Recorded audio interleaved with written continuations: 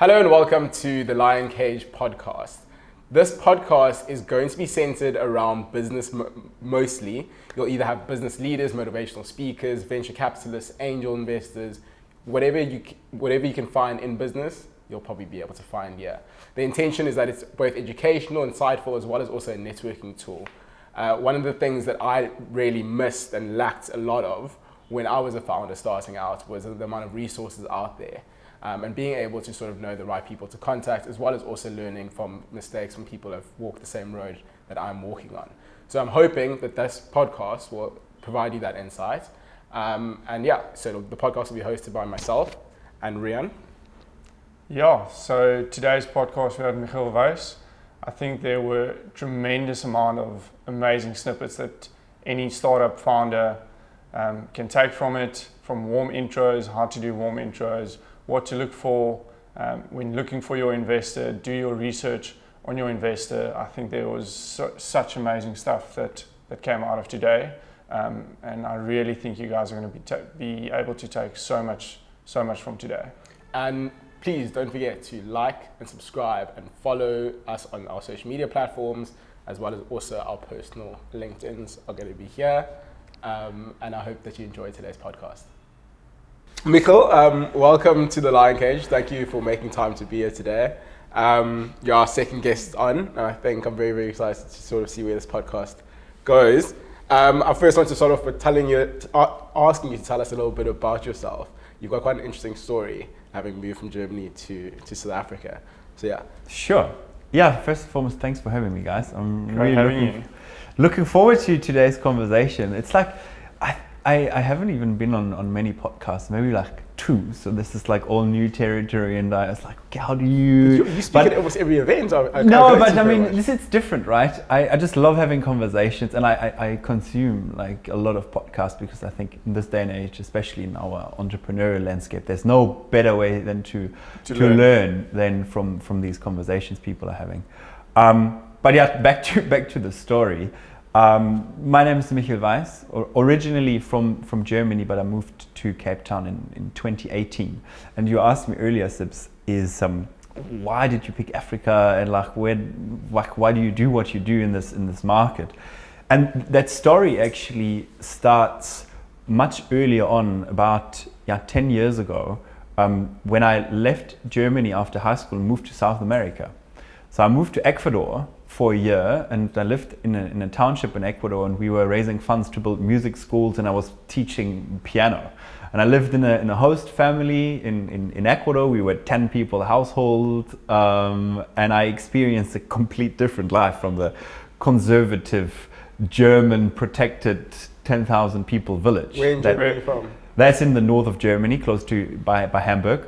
So it's 10,000 people, a few cows, a lot of sheep, and nothing else. It's different from going from a place where everything works to something rural where Absolutely. where there are no systems in place. Yeah, absolutely. I always say that the worst thing that happened during my childhood, like where people would talk about, it's like, oh look, the neighbors, they didn't cut the grass right. Something must be wrong in their family dynamic. That is how I grew up. And then of course I go to South America, and it's like township, drugs, crime, violence. I remember we were like, I just landed in Ecuador. Guayaquil was the city.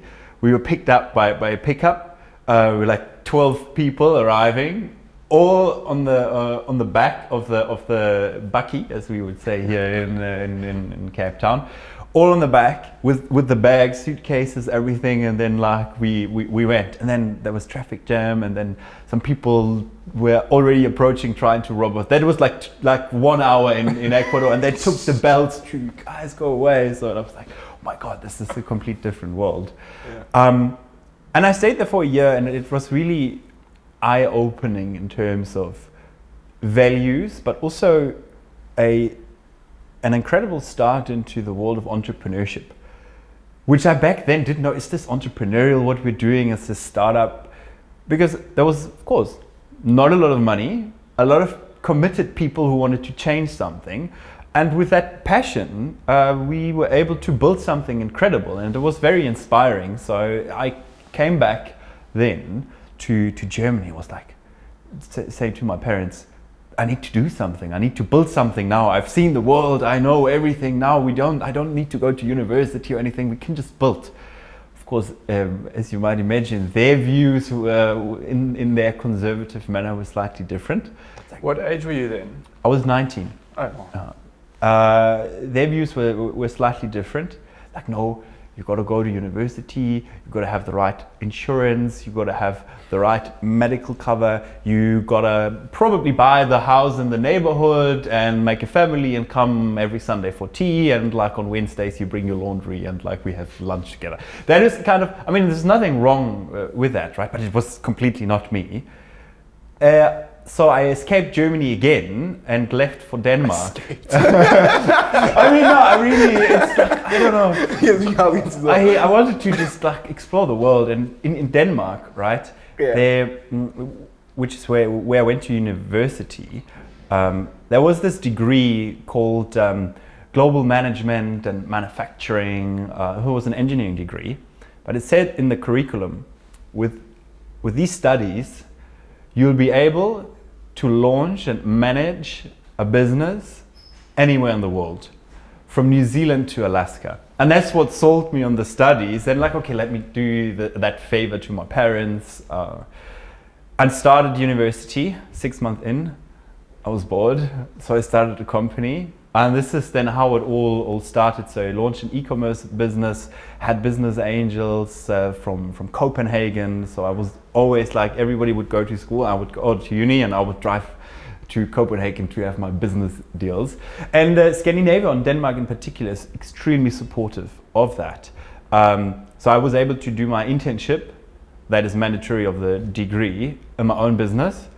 I was able to write a semester report about my own business, and I was allowed even to write my thesis, so my final thesis, about my business activities. So I actually won all the time studying was doing my own business, which was incredible. And then was very lucky, as I said, to have found angel investors early on who were very supportive, and then also met the German guy from the family office who was one of my very, very first believers. And this is also, I'll tell you now, where the story for me really now, where the circle closes. But the most amazing moment was like, hey Michel, I believe in you. I'm dedicating my time and my capital towards what you want to build. What was it about you that made him believe in you? I don't know, probably because I've always been like completely contradictory in terms of what other people were doing. Like, so nobody ever had, like, he hadn't met anyone who went to South America and built a music school, then went to Denmark and launched a business while studying. Yeah. And I think it's, people always ask, right, like, what is this, what you're looking for in an entrepreneur? And back then I didn't even consider myself an entrepreneur. I had like difficulties with this word entrepreneur. It was also back then, is it like, are you trying to be part of a cool group? Like, I hadn't built anything, and like, you know, you're sitting with your friends and like, yeah, I'm an entrepreneur. They look at you, what? Yeah, what like, yeah, but then apparently, like, I was so hungry to build something and to make it work, and that must have struck a nerve where he said, look, let me run with you and I can show you a few things and open a few doors, and I'd be very keen to do something together. And how you've now said that was the first guy that believed in you. Yeah. That was like, sometimes they call it your in man, Yeah. into something. How important was that first guy to believe in you? Because there's that story about Steven Spielberg, where when he was younger, sorry, I'm going to go a bit off track here, just give some backstory. There's a story about Steven Spielberg where he was wanting to become a music producer and no one gave him a chance. And he snuck into Universal Studios on a tour bus and jumped off on the tour bus and started walking around trying to meet people to try and get into the music world, the film industry. And he met with this one guy and he started chatting and spoke about how he wanted to create films and stuff. And this guy wrote him a 3-day pass for Universal Studios. And the next day, Steven Spielberg rocks up with a suit on and a briefcase. Walks up, shows the security guy his tag, his pass day, And he gets in and he does that for 3 days. And on the 4th day, he rocks up again with his pass expired now. Rocks up with a suit and a briefcase, walks past security and goes, "Hi, Steve." And Steve's now seen him for 3 days and just walks in. And then learns as much as he can the next 6 months, jippoing the system. And years later, they asked him, and he said the most important thing that ever happened to him is meeting that guy on that first day that he was there. And he called him his in-man. And he said that was the most pivotal moment in his career, is finding that first guy to believe in you, and putting your life on a new trajectory.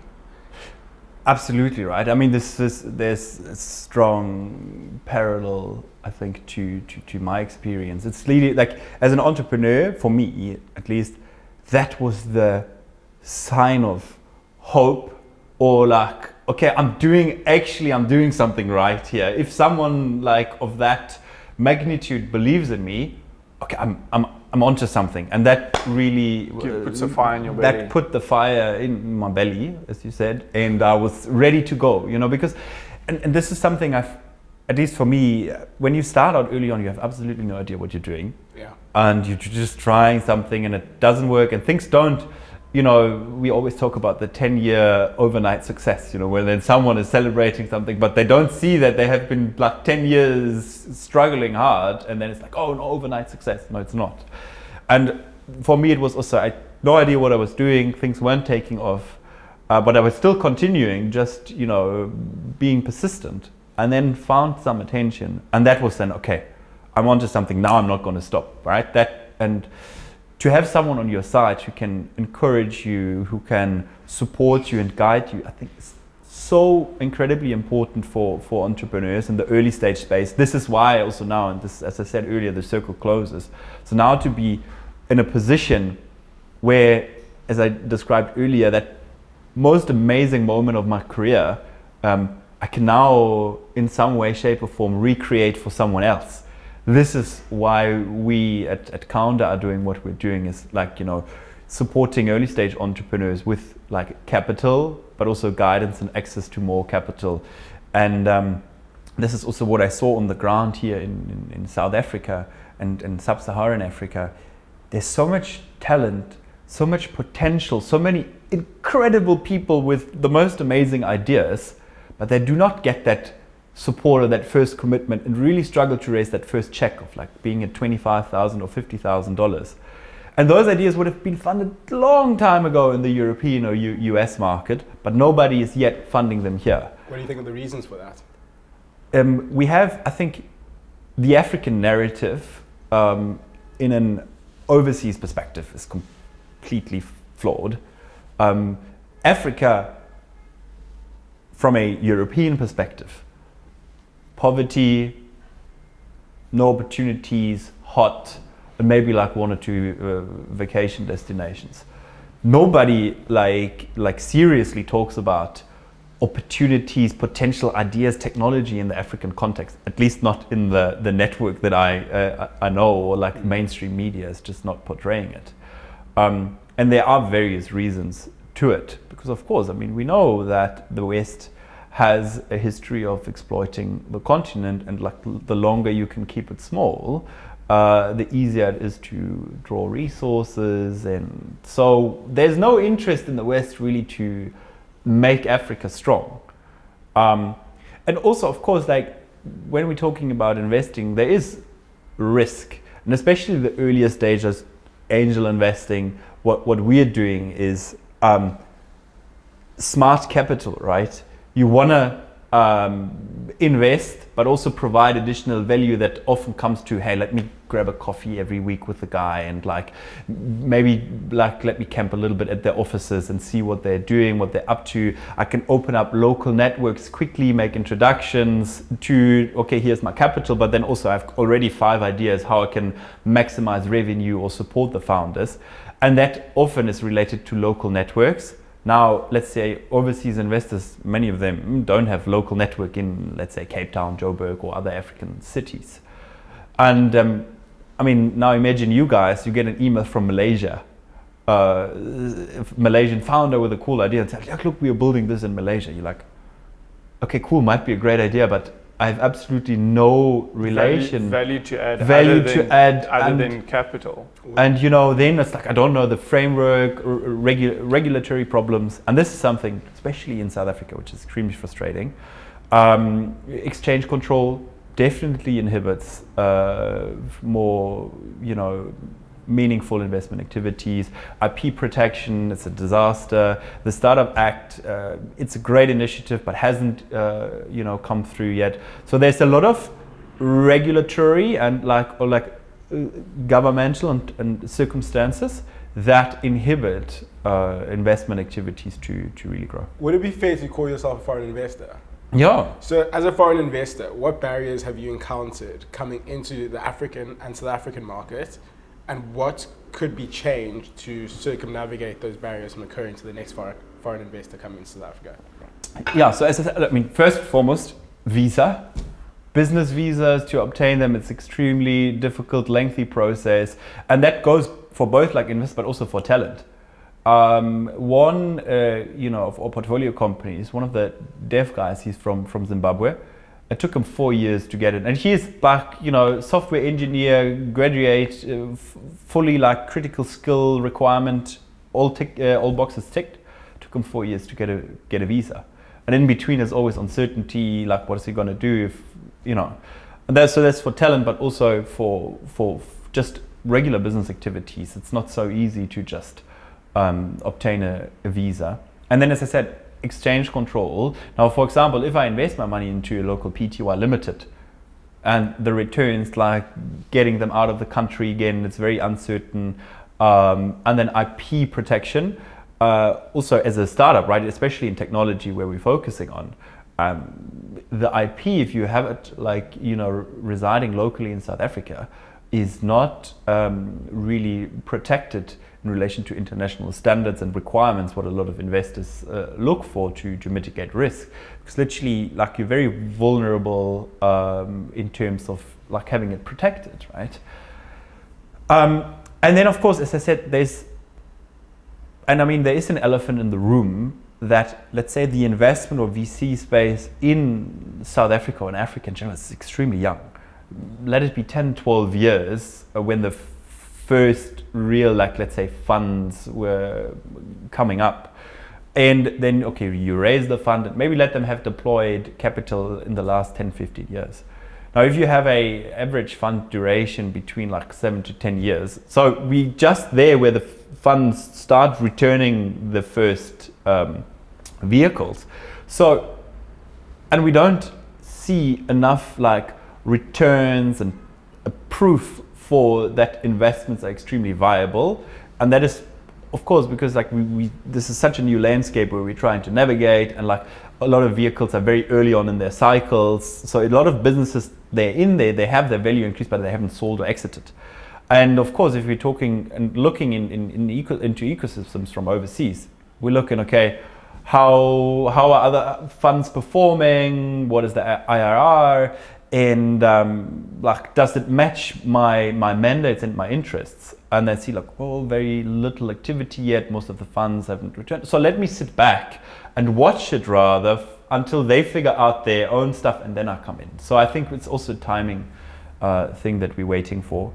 But mostly, and let's back to the early stage topic, it's mostly, I think, lack of knowledge and trust that is flowing between international investors and the local founders. And that's what we want to change. Absolutely. Do you think we as a VC in Africa are a lot more risk adverse? Just because of, as you said now, that our timing's too early? Is that why we're a bit more risk adverse to investing? Or was there lack of capital even? Or lack of capital because the timelines of the funds haven't been long enough to show returns. So because of the lack of capital and the timeline that our incubators have been running, does that make us more a risk-adverse investor in South Africa? I think from a local perspective, most people you're speaking to who conduct investments, they're quite excited. about what they're doing. And that's again I see so much potential here on the ground. So I'm excited. I'm like, I don't see there's an issue of like lack of talent, too much risk. It's just the mainstream, let's say, international investor who doesn't have the local exposure and like who doesn't have feet on the ground here, they don't see it. You need to see it and experience it in order to believe it, because no other information really supports it unless you're really digging deep and are looking for it. Or like, for example, I mean, the people in our network that co-invest with us, most of them have been here, or they're speaking to me and my partners, who like, of course, celebrate the potential here because we see it on a day-to-day basis. But I think local, there's a lot of excitement. And it's just also when we're talking about those exits, right? I think it's a timing and patience. I think we will be seeing a lot of activity in the next 3 to 5 years. And with that, I think we have two issues, as I said, like very early on, the first checks, even though a lot of people say, oh yeah, no, there's enough capital available, you must just speak to the right people and then you'll get it. 9 out of 10 people that I speak to would say that's not true. I have been trying so many ways to get my first check. Either the conditions are horrible and someone tries to shark me, or I just am told, no, it's super great what you're doing. Come back when you have a little bit of traction. Yeah. And that traction, that's why you need the funding for. This is why you need the early funders to believe in it. But people say that capital is available. The founders that I talk to say that it's not, and I believe them. That was where my previous question was getting to. Most of the guys are coming back and saying, no, show me when you come back to us when you've got a bit more traction. It feels like the guys investing in Africa are waiting for a bit more traction and a lot more risk adverse to be the early stage investor. Exactly, and this is if you look at the mandates that you have, first and foremost, it's not easy also as a fund to raise capital for your African activities. And then, of course, you've got a mandate. And that mandate takes risk into a factor as well. So even though if they would like to conduct more into, pre-revenue companies, idea stage, they can't. Because they need to also follow a certain risk profile in relation to their mandates. And then, so that's early stage. And then of course we've got like later stage, right? Let's say a Series B, C, where we write like $50 million plus checks. We also have a gap there. And this again would be then the kind of activity that would produce some returns for the earlier funds. So I think mid-sector, so let's say seed, pre-Series A, Series A, and an early B, we covered nicely. But the early part of the funnel and the late stage, we've got a gap, which probably time might solve. And I think the narrative, and what we see also with COVID, what COVID has accelerated is, of course, a more location-independent sourcing of deals. The US starts looking into Africa, Europe starts looking into Africa. Remote teams are an incredible opportunity. I always say, it doesn't matter if you build a tech company in Cape Town, Nairobi, New York, London, Berlin, or Stockholm. Here in Africa, especially in South Africa, there's incredible academia. We've got great engineering talent. That can compete if they build a tech company here with the tech company that's built in London, focusing on an international market, but they've got an advantage. You've got cheaper labor here. Also, and it's also an emotional thing. Entrepreneurship here, in my opinion, means something completely different than in Europe these days. Europe has become a little entitled, solving like nice to have problems, which can become into incredible businesses. But my question is, do we need our groceries to be delivered in 3 minutes? And do you know, and does that have to be a business that is funded with hundreds of millions of euros, right? Is that really, no judgment, but is that the purpose that you get up for in the morning? Whereas here, people are like, look, I want to solve this problem for my community. I want to, dive into improving energy infrastructure, which is literally like changing thousands of lives. And with that comes a different motivation also why you're building a company. In my opinion, that also actually a favor. I'd rather back that entrepreneur. It's like, look, I want to change thousands of lives and there's an obvious problem. But it's like, I wouldn't want to back the guy who's like, yeah, this is super cool and we can make a lot of money with it, you know. And we have got so many problems here on the African continent that all will require solutions, and I think entrepreneurs are the best to provide solutions. So it's an incredible opportunity. It just takes feet on the ground to see it. And you know, we're trying to, of course, build this trust bridge as well to really promote what we're seeing on the ground and you know, engage with individuals who then potentially could follow along and explore it a little bit. But then, yeah, back to the later stage. So this is also what we need, like larger fundings to provide returns that then can trickle down and be used for the entrepreneurs early on. So we alluded to it earlier when you were saying that people always ask you about what do you look for in a founder. What are some 5 or a couple basic points that you look for when you are investing into someone? Yeah. Actually, I'm gonna copy something from what a fellow investor, his name is Anton Gaylard from CrossFin Ventures, said yesterday. If we're approached by a founder and they actually tell us what they want from us as investors, that is a very good sign. So what I mean with it is proactivity. If you are, as a founder, are proactive approaching your investor, like telling them, look, capital is one thing, but can you open door XYZ for me, because this is where we need access to, and you as a particular investor, I've researched you, you seem to be a perfect fit in terms of opening these doors. Then you're like, oh my God, like, you know, this is what you want to see, someone who already thinks like how he can use or work with you beyond just capital.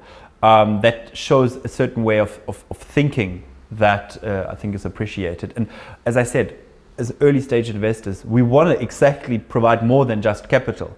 And if the founder already knows how, based on our profiles or some research, how we could unlock additional value, I think that's a great thing to do as a founder. So do conduct some research on your investors and your potential investors, and find out what you want from them beyond capital and bring that into the conversation. Secondly, try to get as many warm introductions as you can. I think warm introductions are key. It's so, I mean, our inboxes are so bloated. Our inboxes are so filled. Yeah, I'm saying our inboxes are so full of cold outreach, pitch deck here. Hey, can we chat about that? And it's just also like the first filter is most of the times a warm introduction. So look at your own network, see, do you have shared contacts with an individual, because it's so much easier to just get in front of someone if someone introduces you. If you do not have the network that can facilitate that for you, put yourself out there, go to all these amazing networking events that now are happening again, and try to build the first relationships there, either directly with the individual, or maybe with someone who can introduce you. Thirdly, be absolutely sure before you talk to someone that the problem that you're solving is real. And how do you do that? You have, as a founder, the world is your oyster, the internet is your oyster. Communication-wise, speak to or do some interviews with 15, 20 of your potential customers and collect what they're saying. If they are telling you, if it's, for example, a B2B business, you ask those businesses, hey, this is the solution we're building, or would that be of relevance to you? And they'll tell you. And now you've already got 20 answers that you can come to the investor that you have told, like, okay, this is why I need your capital, this is why I need you as a person, and by the way, this is the business need, or the need for our solution in the market, because this is what 20 of those people are already saying. And so even if you don't have revenue, try to produce proof of that what you are trying to solve is actually relevant. And the easiest way is by talking to your potential customers and getting their statements. And that is already an asset that you bring to the table when talking to investors. Then, and this is a personal preference, because I don't know, back then I made this a personal habit. I actually haven't really talked about that with someone, but this is something that I always do, and it's become a habit, and it's just, I want to be kind of treated the same way. So if someone makes time for me to talk to talk with me about my business, my vision, like what we are building, I am truly grateful for that.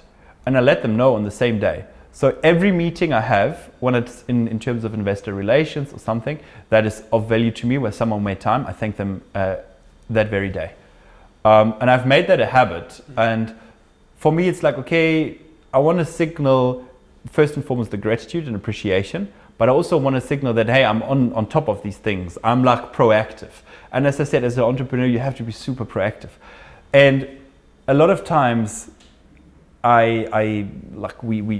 have a meeting and you talk about the deck, and it's like, and I'm like, okay, do you have some additional information based on what we talked about today? Please send it to me once you have reviewed it. And this is also already the first test. I want to see it like 2 hours later. You know what I mean? Not that I think, okay, now he needs to make all the time just to get back to me, but I want to see like, okay, how serious are you as an individual about your thing? Yeah. And if it's, hey, we talked about a few things in the pitch deck that you should be adapting, and then I'm going to forward it to a few people. I want that pitch deck that same day, and I'll send it out. And if I need to ask you, hey, did you manage to finish that pitch deck? It's already like. So that's that extra effort. So show that you're willing to go that extra mile, because entrepreneurship is all about the extra mile. I mean, we all when we built the businesses over the last, 10 years, it's been always on like knife's edge. Like, okay, next month we don't have cash. Now I need to do these meetings, I need to fly there, or just order to hang on, and like everything falls apart. You still have to be sitting in a show or like being on stage, be like, no, everything is so awesome when we're building, because it's confidence.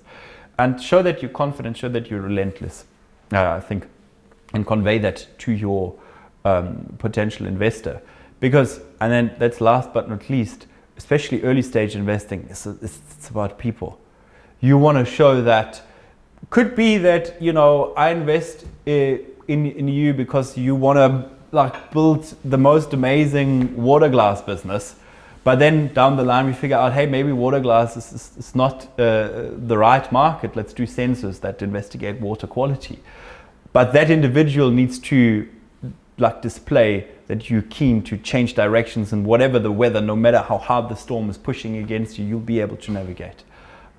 So try to convey you as a person, especially in early stage, as much as trying to convey your idea, because at the end of the day, it's, are you gonna be able to manage the ship when we're navigating through the storms? Your thoughts on a founder coming to you and he's got a startup, but it's a sideline startup for the beginning, and he's not fully into it. Do you see that as something bad, or founder keeping costs down, not pulling a salary, working another job, and then building this job on this company on the side? I think it's great, and sometimes we just, it's the only way to keep and get going. However, I think from a sweet spot perspective, I want to actually see, and that's the most scary thing, right? Commitment. When do you move from the side? Because it's comfortable, I can do it, I can do my job, and we can get going, and eventually then when things are right, then we do the switch. But most of the times, the situation will never be right. So you will, in most cases, not have the ideal scenario, oh, we've been growing nicely and steadily in revenue because I was doing it as a part-time thing, and now I can transition smoothly full-time. At the end of the day, you see, either you double down, or that's my personal opinion. It can work as well. It can work that you turn a sideline project into a successful venture and like move over. And this is something that my business partner Finn Plotz, who him and I built Xeon together with Niels, our CTO from Germany. He always said, as a founder, you're either 100% committed or not. Your business needs to be the one and only thing you're thinking about in the morning when you're under the shower. There can't be another thing. It is so difficult and tough to build a business. There's no space for many other aspects at the same time, unless, if you talk about Elon Musk or other entrepreneurs, if you have a certain cash polster and you have people who can run companies for you, it's a different story, right? Then you can maybe work on a few things in parallel. But if you are a first-time founder and this is your first baby, you need full dedication to it. And I think for me it shows that extra commitment. So I'd rather back someone who said, look, 2 months ago, I quit my job to fully focus on this.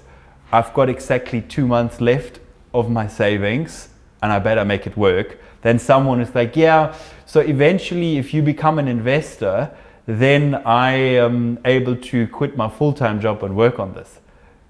Like, you know, from a just which mentality do you run, or which risk taker, which person do you rather want to back? The one who's like, it's a bit tricky, and maybe if the times are right, I'm gonna do the move, or something like, I'm back to the wall now.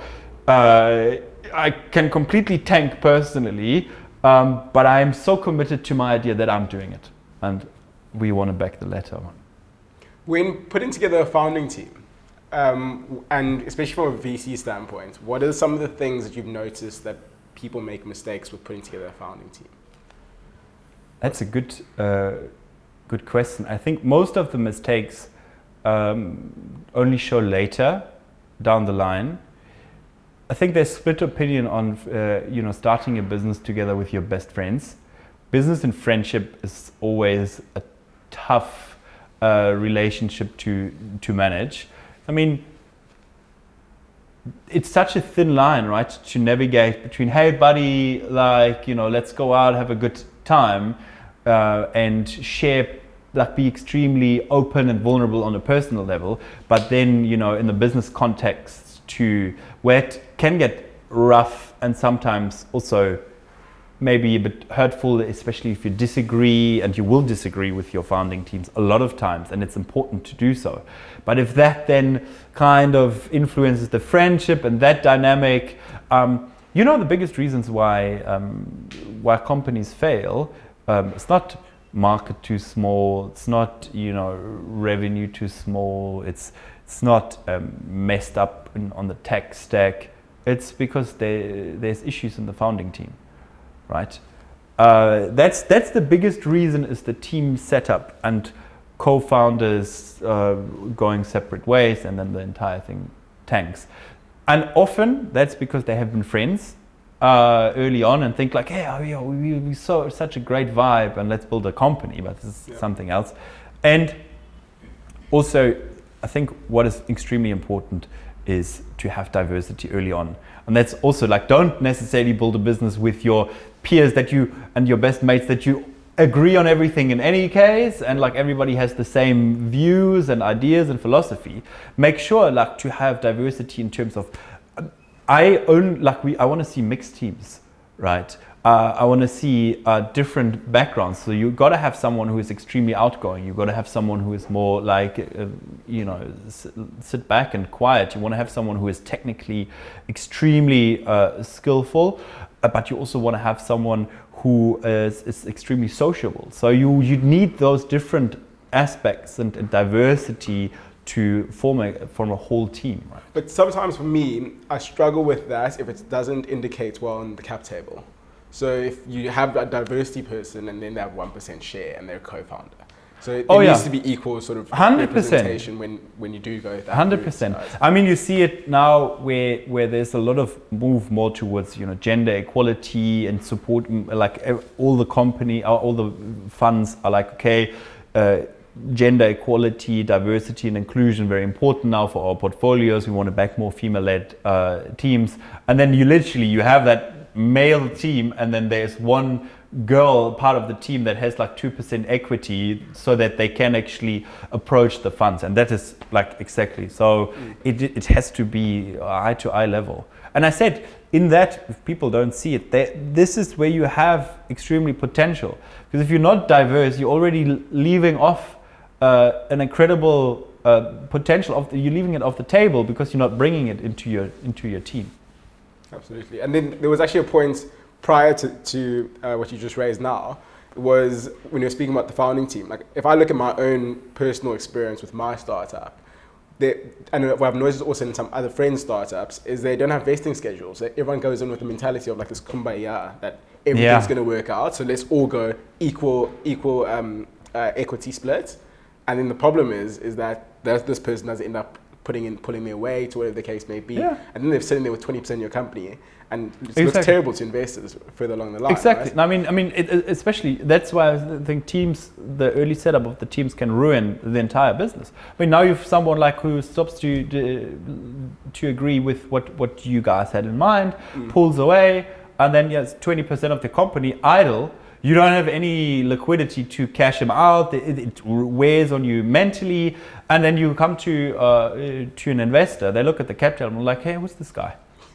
Like, you got to explain that, and then it's already red flag. Like, you know what, guys? Either you sort it out, then you can come back to me again. But I'm not, investing in something where like there's there's equity frozen that can't be, and like it's not actively contributing any value because that person is gone, right? How do you tactfully approach that conversation? With the investor with your founding team? With the founding team. How do you being proactive on that instead of finding a solution at the end? How do you fix that problem before it happens? As you were saying, just have the right paperwork in the beginning is extremely important. It's not like we all love each other, and then 3 years down the line, and with a business that you run together, that dynamic. I think prepare for the worst as well. Yeah, always, and it's like, so make sure the contract is literally accounting for the worst case scenario. Yeah. As an organization, also let's say as a director of your business, it's also your responsibility towards your future shareholders and your team to make sure that this kind of paperwork is aligned, because you want to protect their interests, their investment. And you're saying to everyone, look, at the end of the day, we want this company to work. So that's why we need to leave the egos aside. This is the paperwork.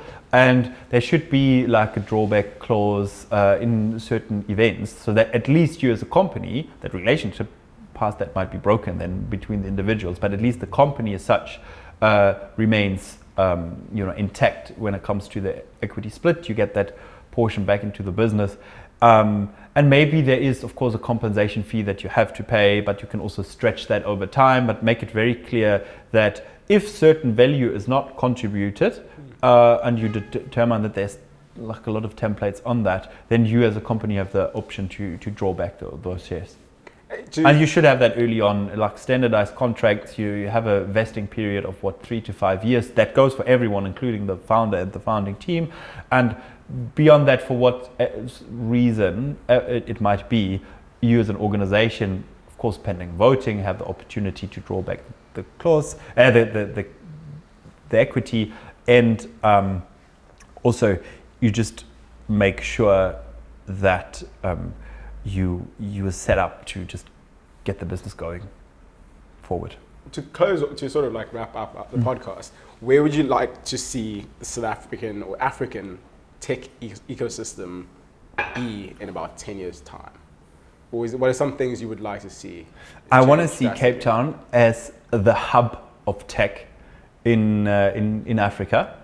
As a city, we kind of, you hear that like, Cape Town tech hub, Silicon Cape. So there is the ambition to be that, but it takes, I think, much more collaboration within the ecosystem. So from the funds, the accelerators, the academia and government to really come together, let's say it's the Western Cape region, to really promote the Western Cape, but also from a Joburg perspective to make sure that South Africa maintains in the top 3-4 of, startup nations on the continent.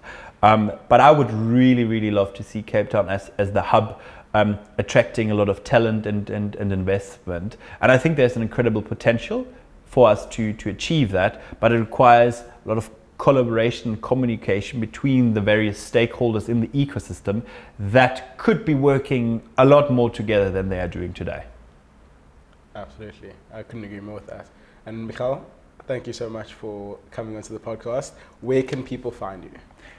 First, thank you for having me, guys. This has been a really cool conversation. I enjoyed it, and I hope it was of value to you and to the audience. Very insightful. No, I think we can take a lot from today's podcast. Cool. No, that makes me happy. And then where can people find me? On LinkedIn.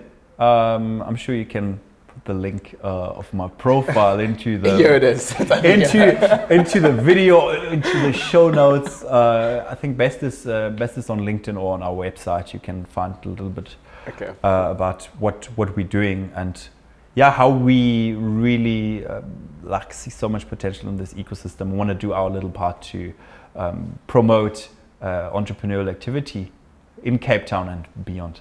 Amazing. Thank you. Yeah, sure. Great. Look forward to a Cape Town hub.